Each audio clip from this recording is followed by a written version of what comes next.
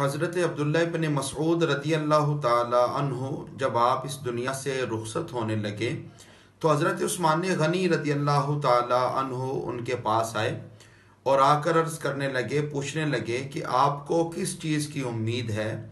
तो हज़रत अब्दुल्लाह इब्न मसऊद रदी अल्लाह ताला अन्हु ने जवाब दिया, मुझे अल्लाह ताला की रहमत की उम्मीद है। हज़रत उस्मान गनी रदी अल्लाह ताला अन्हु ने फरमाया, हम आपको कुछ माल दे दें? तो उन्होंने अर्ज़ किया, मुझे माल की ज़रूरत नहीं। कहा, यह माल आपकी बेटियों के काम आएगा।